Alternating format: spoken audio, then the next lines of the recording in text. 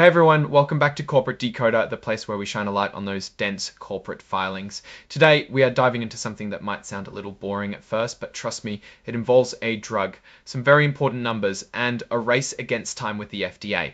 Think of it like a real-life medical drama, but with more paperwork. We are looking at a report from Cogent Biosciences, and the big news is about their drug bezuclastinib. It's a mouthful, I know, but stick with me. This drug is aimed at treating something called systemic mastocytosis, which is a rare disease where you have too many mast cells. These mast cells cause all sorts of problems. The company just announced some great results from one of their clinical trials, and those results could mean a new treatment is on the way. Before we start, if you appreciate getting straight insights from corporate documents, make sure you're subscribed. We also have a Discord community linked in the description below. Go check it out after the video for more cool conversations.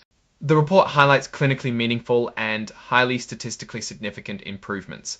That's a fancy way of saying the drug worked really well in the trial and made a noticeable positive difference for the patients. They are seeing really good results in the trial to the point they feel comfortable submitting their data for approval. This is a critical step for any drug company. It means they're getting ready to ask the FDA, the folks who decide if a drug is safe and effective, for permission to sell the drug. It is like asking a judge to allow a company to start selling their product to customers. They plan to submit this application by the end of 2025, so they're hoping to get the drug on the market soon. To measure just how well the drug worked, they used what they called the Mastocytosis Symptom Severity Daily Diary, or TSS. So it makes sure they keep track of the result daily. The patients kept track using the diary, and the group that received the drug saw a much bigger improvement in their symptoms compared to the group that received the placebo, the fake pill. Specifically, the patients on the drug had an average reduction of over 24 points in their symptom score, while the placebo group only had about 15 points. So the bezuclastinib arm worked much better in reducing symptom burden. Another key measurement was reduction in serum tryptase, a substance in the blood that is elevated in mastocytosis. A whopping 87.4% of patients treated with the drug saw at least a 50% reduction in this substance.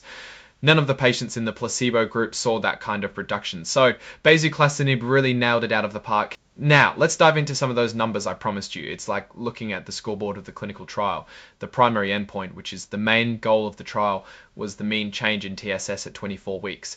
The p-value, a measure of how statistically significant this result is, was 0.002. Basically, that means there's a very, very small chance that this result was just due to luck. Another secondary endpoint was a 50% reduction in serum tryptase. The p-value here was less than 0.0001, even lower. This reinforces that the drug is extremely effective in reducing serum tryptase.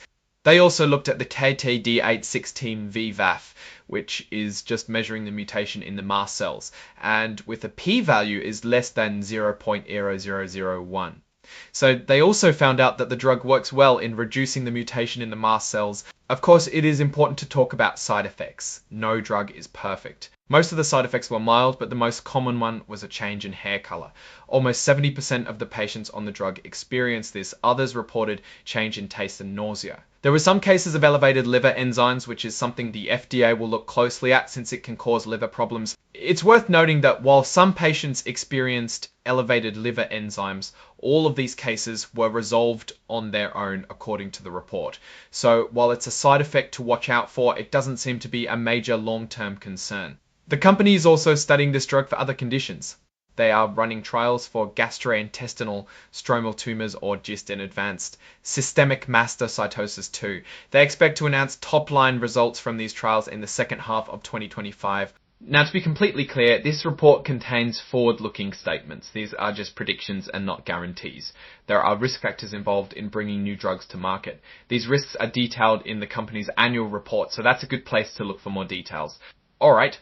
Now for my take. Cogent Biosciences seems pretty optimistic based on these trial results, and with good reason. The drug is working and they are moving towards FDA approval, but there are no sure things in the world of medicine. The FDA could ask for more data, or they could find issues with the manufacturing process. The side effects, while mostly mild, will also be under scrutiny. It is important to always keep in mind all the risks of a company like them. Alright, that's our breakdown of Cogent Biosciences' latest announcement. What do you think about these results and the potential of this bezuclastinib?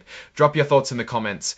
If this analysis was valuable, hitting that like button really helps, and subscribe for more deep dives. Don't forget to check out the Discord in the description. Thanks for watching. See you next time.